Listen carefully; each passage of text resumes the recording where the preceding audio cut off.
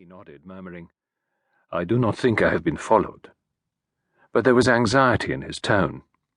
He went to the window, drawing the curtains aside slightly and peering carefully out. He started away violently.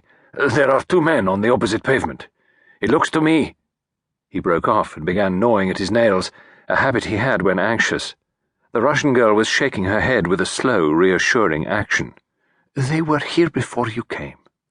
All the same, it looks to me as though they were watching this house." "Possibly," she admitted indifferently. "But then, what of it? Even if they know, it will not be you they will follow from here." A thin, cruel smile came to his lips. "No," he admitted, "that is true."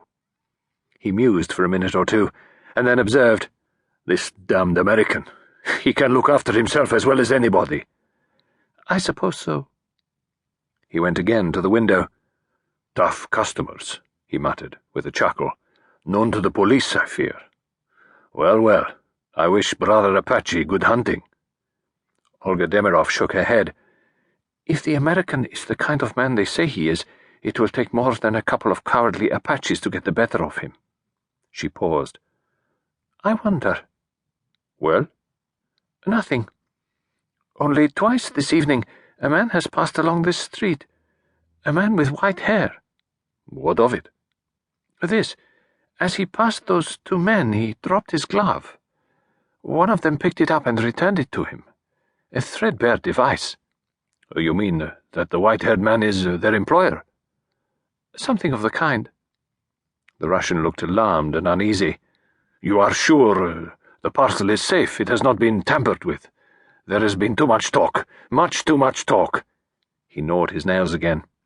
"Judge for yourself." She bent to the fireplace, deftly removing the coals. Underneath, from amongst the crumpled balls of newspaper, she selected from the very middle an oblong package wrapped round with grimy newspaper, and handed it to the man. "Ingenious," he said, with a nod of approval. "The apartment has been searched twice. The mattress on my bed was ripped open." "It is as I said," he muttered. "There has been too much talk. This haggling over the price. It was a mistake." He had unwrapped the newspaper. Inside was a small brown paper parcel. This in turn he unwrapped, verified the contents, and quickly wrapped it up once more. As he did so, an electric bell rang sharply. "The American is punctual," said Olga, with a glance at the clock. She left the room. In a minute she returned, ushering in a stranger, a big, broad-shouldered man whose transatlantic origin was evident. His keen glance went from one to the other. "Monsieur Krasnin?" he inquired politely. "I am he," said Boris.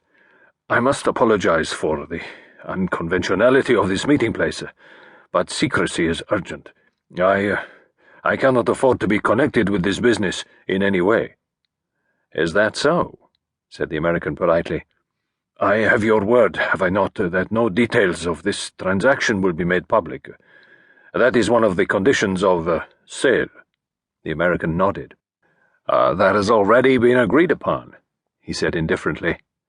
"Now, perhaps you will produce the goods?" "You have the money? In notes?" "Yes," replied the other. He did not, however, make any attempt to produce it. After a moment's hesitation, Krasnin gestured towards the small parcel on the table. The American took it up and unrolled the wrapping paper. The contents he took over to a small electric lamp and submitted them to a very thorough examination. Satisfied, he drew from his pocket a thick leather wallet and extracted from it a wad of notes. These he handed to the Russian, who counted them carefully. "All right?" "I thank you, monsieur. Everything is correct." "Ah," said the other. He slipped the brown paper parcel negligently into his pocket. He bowed to Olga. "Good evening, mademoiselle." "Good evening, Monsieur Krasnin." He went out, shutting the door behind him.